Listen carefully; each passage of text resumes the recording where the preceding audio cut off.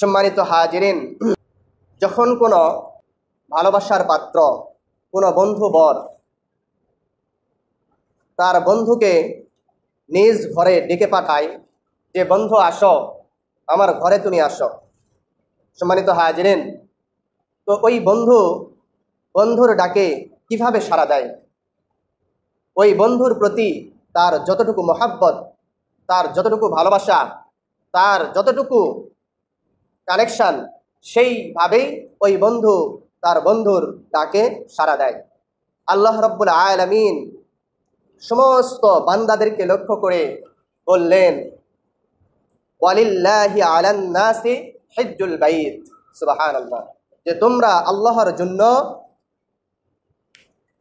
আল্লাহ তাআলার ঘরে এসো এবং এই ঘরের হজ করো তোমরা।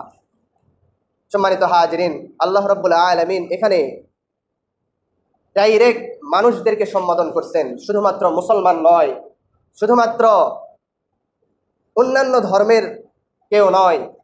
আল্লাহ রাব্বুল আলামিন সরাসরি মানুষদেরকে আহ্বান করছেন। যত মানুষ আছে মানুষদেরকে সম্বোধন করে আল্লাহ তাআলা বললেন আলান নাস, মানুষের উপর আল্লাহ তাআলা এই হজকে ফরজ করেছেন। প্রথমত আমরা যদি এই আয়াতের দিকে লক্ষ্য করি, যত হুকুম আহকাম, যত ফরজ ইবাদতগুলো ফরজ করা হয়েছে আল্লাহ তাআলাই করছেন, কিন্তু হজের ব্যাপারে আল্লাহ তাআলা প্রথমেই উচ্চারণ করছেন ওয়ালিল্লাহি, আল্লাহ তাআলার জন্য। সুবহানাল্লাহ।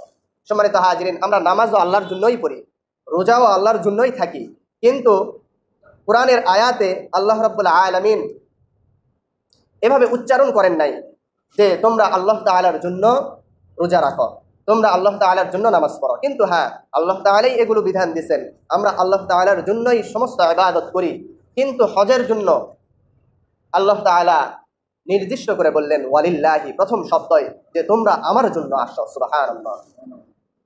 এবং সব মানুষদেরকে লক্ষ্য করে বললেন।